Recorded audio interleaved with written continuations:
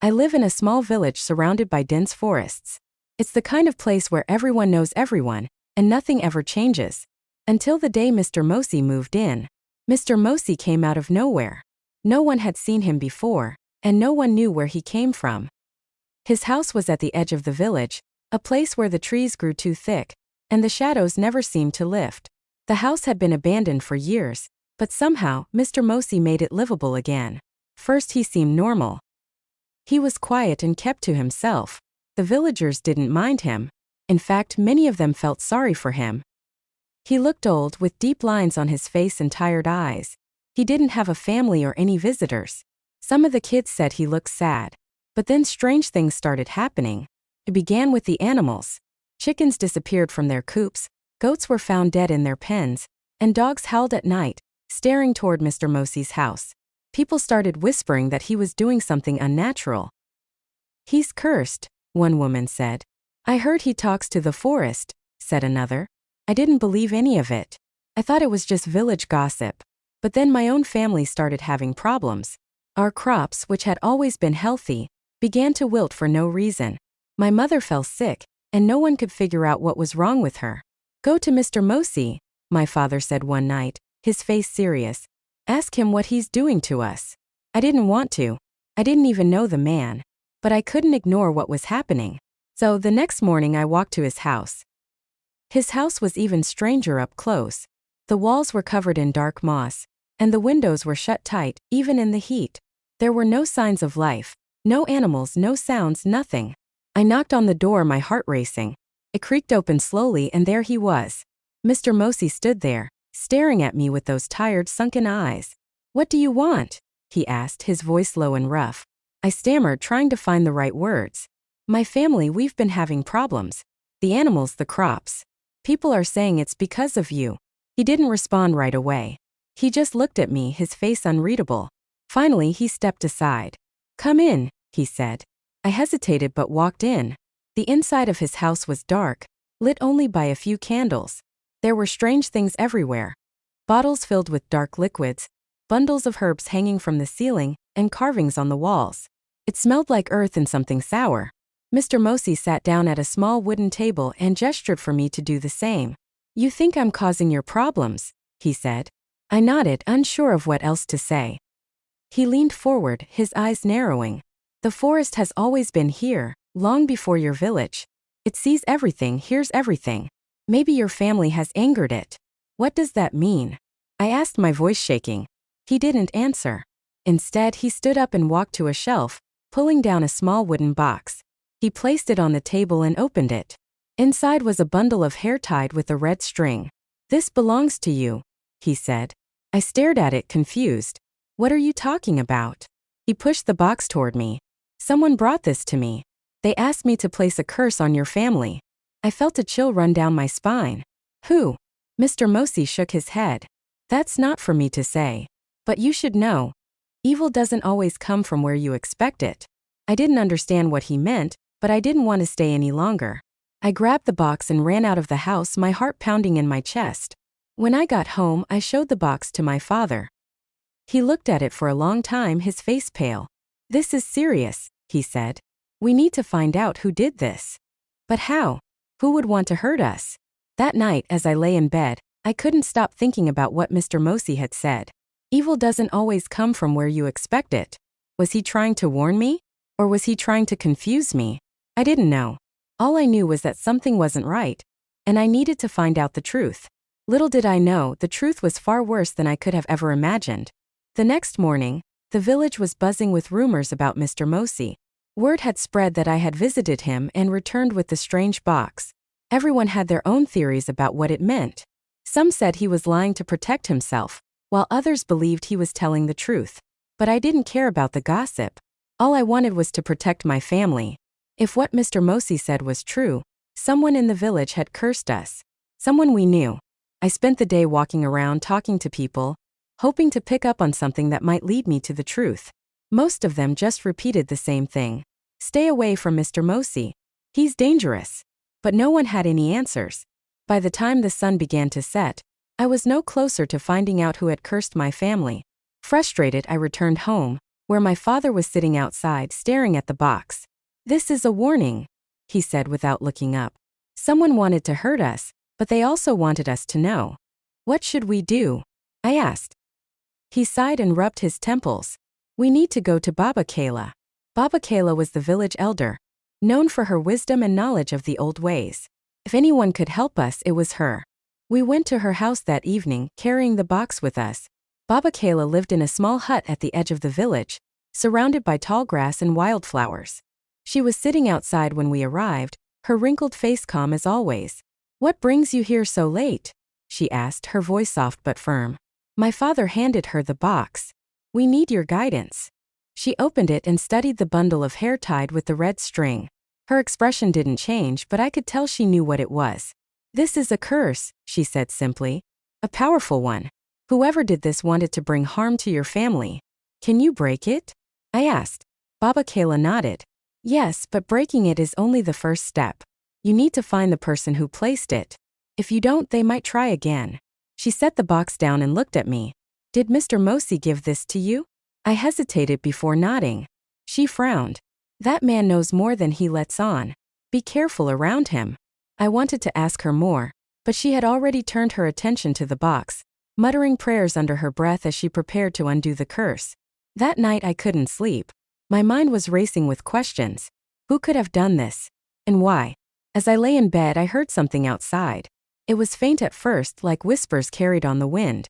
But then it grew louder. A low rumbling sound that sent chills down my spine. I got up and peeked out the window. The village was dark and silent, except for a faint light coming from the direction of Mr. Mosi's house. Curiosity got the better of me. I grabbed a lantern and stepped outside, careful not to wake my family. The air was cold, and the ground felt damp under my feet as I made my way toward the light. When I reached Mr. Mosi's house, I saw him standing outside, his back to me. He was chanting something, his hands raised toward the sky. The light was coming from a small fire burning at his feet, surrounded by strange symbols drawn in the dirt. I hid behind a tree watching him. His voice grew louder, more urgent, as if he was calling out to something or someone. Then suddenly he stopped. The fire went out, and the light disappeared. "You shouldn't be here," he said without turning around. My heart jumped. How had he known I was there? I stepped out from behind the tree, my hands shaking. "What are you doing?" Mr. Mosi turned to face me, his expression calm but serious. "I'm trying to protect this village." "Protect it from what?" I asked. "From itself," he said. His words didn't make sense to me. "What are you talking about?" "Someone cursed my family." "Was it you?" Mr. Mosi shook his head. "No.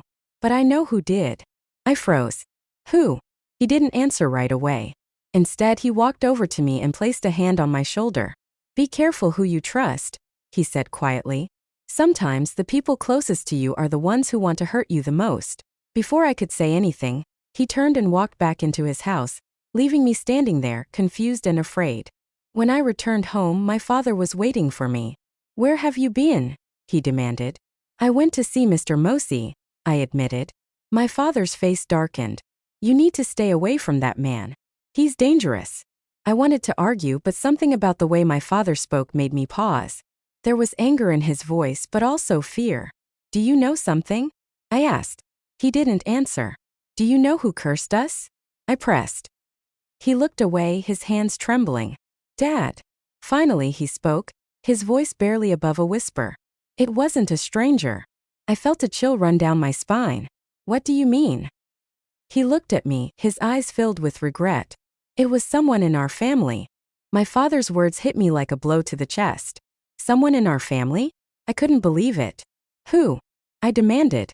"Who would do this to us?" He didn't answer right away. He seemed to be struggling with himself, as if saying it out loud would make it more real. "Dad, tell me," I shouted, my voice shaking.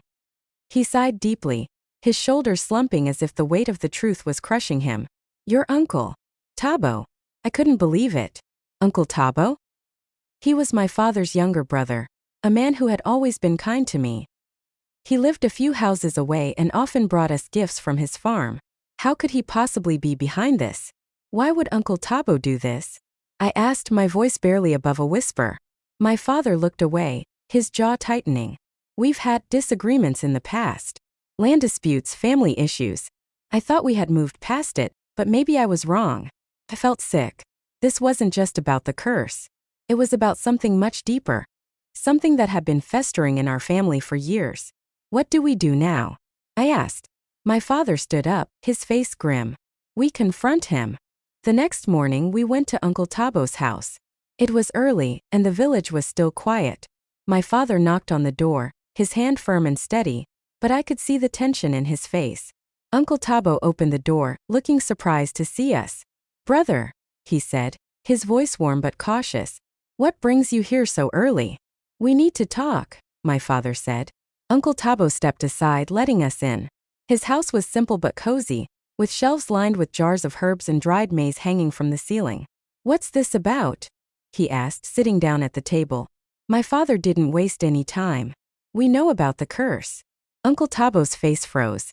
For a moment he didn't say anything. Then he laughed, but it sounded forced. "Curse? What are you talking about?" "Don't lie to me, Tabo," my father said, his voice low and angry. "We found the evidence. The box.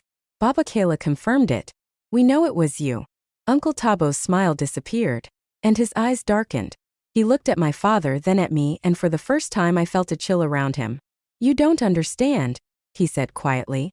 "Then explain it to us," my father demanded. Uncle Tabo sighed, leaning back in his chair. "You think I wanted to hurt you? That's not what this was about." "Then what was it about?" I asked, my voice trembling. He looked at me, his face full of regret. "It was about protection." "Protection?"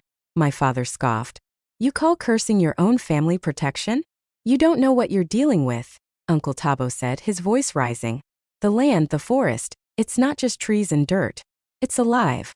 And it demands respect. Your family, you've been careless. You've angered it." My father shook his head, disbelief written all over his face. "This is madness." "No," Uncle Tabo said firmly. "This is survival. I didn't curse you out of spite. I did it to appease the land, to stop something worse from happening." I felt my stomach turn. "What do you mean, something worse?" Uncle Tabo's eyes flickered to me, then back to my father. "The forest doesn't just punish individuals. It punishes everyone. If I hadn't acted, the whole village could have suffered." My father slammed his fist on the table, making me jump. "And you decided that sacrificing your own family was the solution?" "I didn't have a choice," Uncle Tabo shouted. "You don't understand the kind of power we're dealing with." The argument went back and forth, each accusation sharper than the last. I felt like I was caught in the middle of a storm, unable to find solid ground. Finally, my father stood up. "This isn't over, Tabo. You've brought shame to this family. I'll make sure everyone knows what you've done." Uncle Tabo's face hardened. "If you do that, you'll regret it." "Is that a threat?" my father asked, his voice cold. "It's a warning," Uncle Tabo said. We left the house in silence, the tension between us so thick it felt like it was suffocating me. "What now?" I asked as we walked back home. "We go back to Baba Kayla," my father said. "She'll know how to deal with this." But I couldn't shake the feeling that we were walking into something much bigger than we understood. Uncle Tabo's words kept replaying in my head. The forest doesn't just punish individuals. It punishes everyone. What if he was right? What if this wasn't just about our family? That night I couldn't sleep. I kept thinking about the forest, about the strange things that had been happening in the village. The whispers, the animals, the sickness, it all felt connected. As the hours dragged on, I decided I couldn't wait any longer. I needed answers. I grabbed a lantern and slipped out of the house, heading toward the forest. The trees loomed over me, their branches twisting like claws. The air was thick and heavy, and every step I took felt like I was being watched. I didn't know where I was going, but something was pulling me deeper into the woods. Then I saw it, a clearing with a single massive tree in the center. Its roots stretched out like fingers, and its bark was covered in strange carvings. I stepped closer, my lantern shaking in my hand. That's when I saw them, bundles of hair tied with red string just like the one in the box. They were hanging from the branches, swaying gently in the wind. My heart raced as I realized the truth. This wasn't just about my family. There were dozens of these bundles, maybe even hundreds. Someone had been cursing the entire village. I stared at the bundles of hair swaying in the tree, each one tied with the same red string. My heart pounded as the realization hit me. This wasn't just about my family. Someone had been casting curses on the entire village, and for who knows how long. I wanted to run, to turn back and forget what I'd seen, but my legs wouldn't move. Something about the tree felt alive, as if it were watching me. The carvings on the bark seemed to shift in the flickering light of my lantern, forming shapes and symbols I couldn't understand. Then I heard it. A low whisper like a voice carried on the wind. I couldn't make out the words, but it sounded close. Too close. "Who's there?" I called out, my voice trembling. The whisper stopped. For a moment there was silence. Then from the shadows a figure stepped forward. It was Mr. Mosey. "What are you doing here?" I asked, my voice shaking. He didn't answer right away. Instead, he walked toward the tree, his face calm but serious. "I could ask you the same question," he said finally. I followed the signs," I stammered. "I needed to know the truth." Mr. Mosey nodded, as if he had expected this. "And now you see it." "See what?" I asked, my fear turning into frustration. "What is this? Why are there so many bundles? Who's behind this?" He turned to me, his tired eyes meeting mine. "The forest is a living thing. It remembers everything. Every injustice, every betrayal, every secret. These bundles are its way of keeping balance." I shook my head, confused. "But someone had to make them. Someone is doing this." "Yes," he said. "Someone is." I stared at him, waiting for an answer, but he just stood there, silent. "Is it you?" I asked, my voice barely above a whisper. Mr. Mosey sighed and walked closer to me. "No, it's not me. But the person responsible. They're closer than you think." I frowned, his words making my stomach churn. "What do you mean?" He gestured to the tree. "Look closely." I hesitated but stepped closer to the tree, lifting my lantern to examine the carvings. At first they just looked like random symbols, but then I noticed something. One of the carvings wasn't a symbol, it was a name. My father's name. I stumbled back, my mind reeling. "No, that can't be right." "It is," Mr. Mosey said quietly. I shook my head, refusing to believe it. "There has to be a mistake. My father would never." "He's been working with the forest for years," Mr. Mosey interrupted. "He made a deal to protect your family, but that protection came at a cost." "What cost?" I demanded. Mr. Mosey pointed to the bundles. "Every curse, every piece of hair on this tree, your father placed them. He gave the forest what it wanted in exchange for your family's safety." "No," I whispered, my hands trembling. "That's not true." "It is," he said. "But something changed. The forest grew restless. Your father couldn't keep up with its demands. So he became desperate. That's when he turned to me." I stared at him, my heart racing. "You're lying. My father wouldn't do that." "I wish I was," Mr. Mosey said. "But think about it. Who else would have access to the hair from your family? Who else would know the old rituals?" His words made sense, but I didn't want to believe them. My father had always been a good man. A man who cared about his family and the village. How could he be behind something so horrible? I ran back home, leaving Mr. Mosey and the cursed tree behind. My mind was racing, and my heart felt like it was about to explode. When I reached the house, my father was sitting outside, staring at the stars. He looked up as I approached, his expression calm but tired. "You've been to the tree," he said softly. I froze. "You knew about it?" He nodded, his face full of regret. "I hoped you wouldn't find out." I felt my stomach turn. "So it's true. You've been cursing people. Our family. The entire village." He sighed deeply, running a hand through his hair. "It's not that simple." "Then explain it to me," I shouted, tears streaming down my face. He looked at me, his eyes filled with pain. "The forest is alive. It demands balance. Years ago our family was cursed and we almost lost everything. Our land, our lives. I begged the forest for help and it answered. But in return, I had to make sacrifices." "What kind of sacrifices?" I asked, though I already knew the answer. He gestured toward the tree. "The curses. Each one was a payment to the forest. It wanted the essence of people, their hair, their pain, their suffering. In exchange, it protected us." I felt sick. "And you thought that was okay? To hurt innocent people just to save yourself?" He shook his head, tears streaming down his face. "I didn't want to. But I didn't have a choice. If I hadn't done it, the forest would have taken everything. I did it to protect you." "But the curses are still happening," I said. "You didn't stop." "I tried," he said. "But the forest grew greedy. It wanted more and more. That's when I asked Tabo to help. I thought he would understand, but instead, he turned against me. I felt the room spin as the truth sank in. My father, the man I had always looked up to, was the one behind everything. And yet, in his own twisted way, he thought he was protecting us. What happens now? I asked, my voice barely above a whisper. He looked at me, his face filled with sorrow. Now we face the forest. Together. I didn't know what that meant, but I knew one thing for sure. This wasn't over. Not yet.